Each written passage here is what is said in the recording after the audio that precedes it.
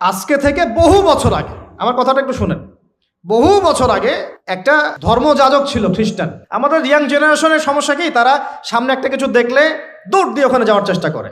ওরা বুঝে না কিন্তু আসলে এটা আসলো কোত্থেকে, কে চালু করলো, কোত্থেকে আসলো, কি অবস্থা।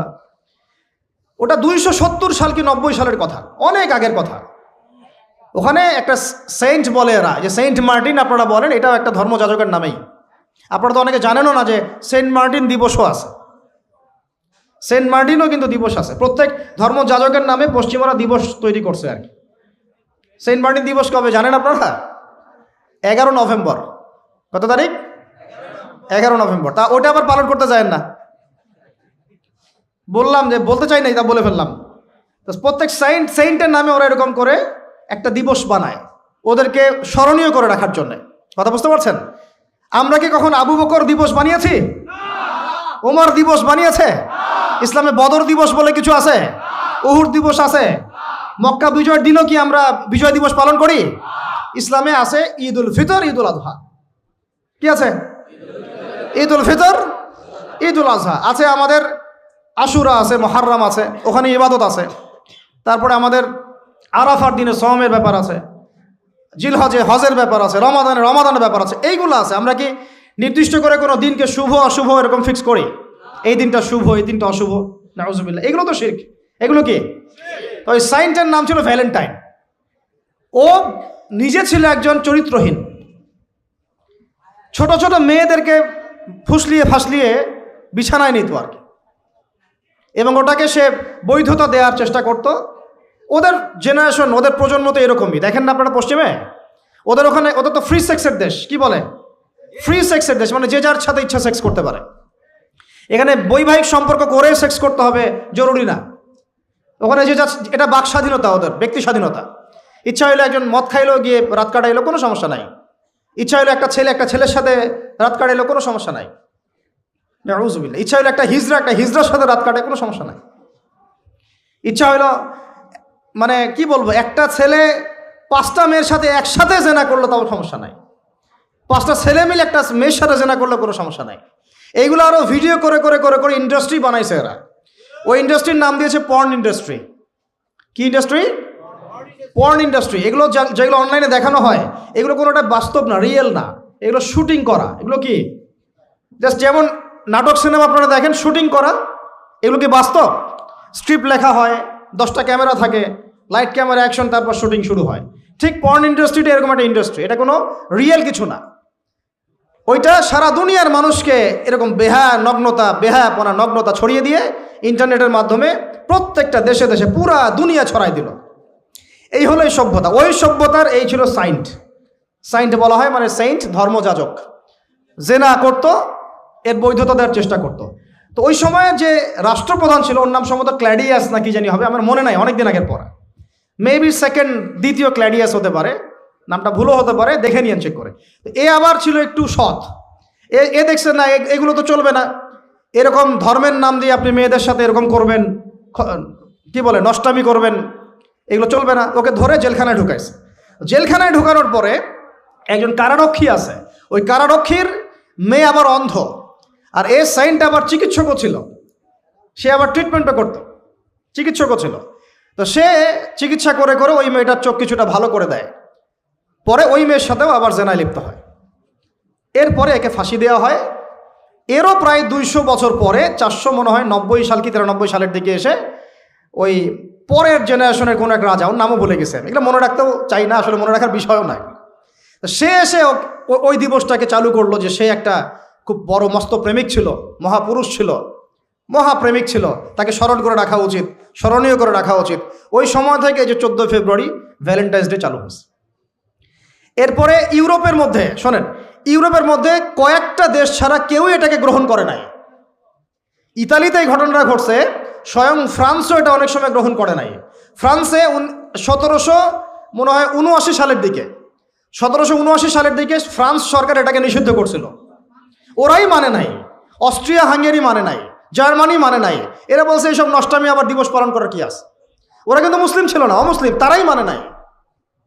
তারপরে মধ্যপ্রাচ্যের অনেক কান্ট্রি তো মানেই নাই, পাকিস্তানও মানে নাই, ইন্দোনেশিয়াও এটা হারাম ব্যান করছে, অনেক কান্ট্রি এটাকে ব্যান করে দিচ্ছে। শুধু দুইটা কান্ট্রির কথা বলবো। কয়টা বলেন? দুইটা কান্ট্রি। একটা নাম ব্রিটেন, ওই যে আপনারা লন্ডন যেতে চান যেখানে, আরেকটা নাম হচ্ছে আমেরিকা।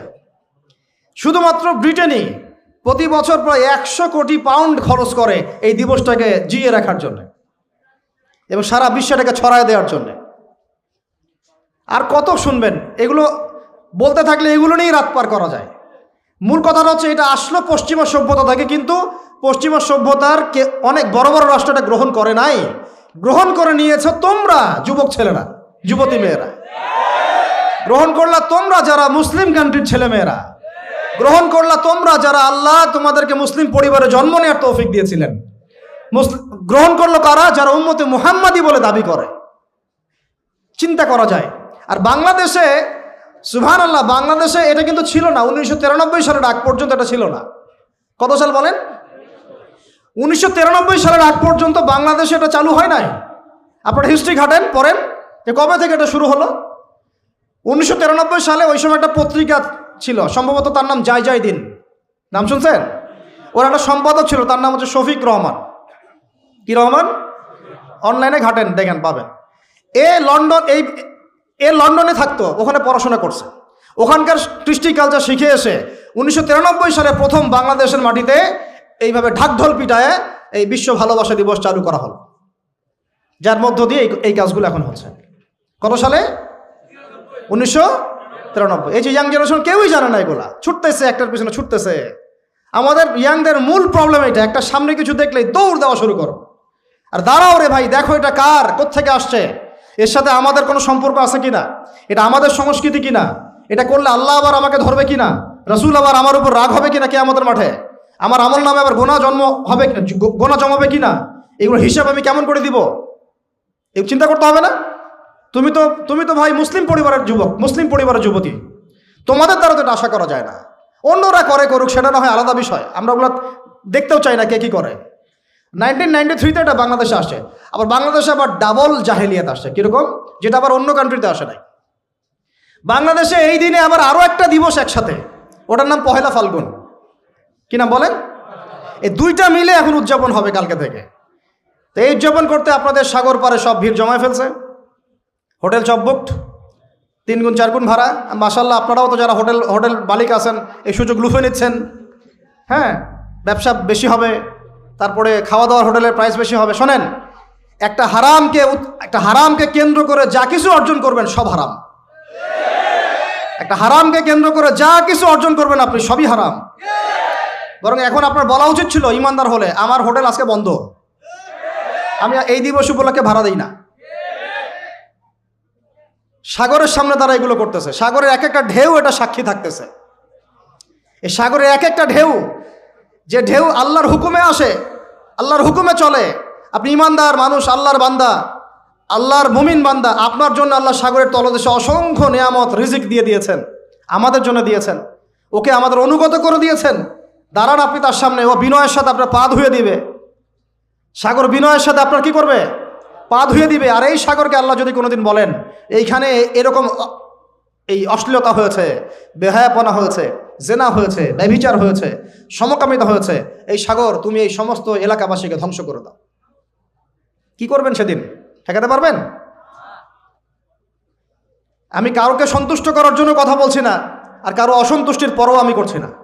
যেটা হক সেটা আমাকে বলতে হবে, কারণ যদি আমি না বলি ওই গজব আসলে আমি সদ্য ধ্বংস হয়ে যাব। আল্লাহ পাক চাইলে এক দিনের মধ্যে এমন সুনামি দিতে পারেন, পুরা কক্সবাজার কেন বাংলাদেশ পানির তলে চলে যেতে পারে। এই জায়গাকে বেছে নিছে এই জেনা দিবস পালন করার জন্য। চিন্তা করেন কার ক্যারেক্টার, কার আদর্শ এটা ফলো করতেছে।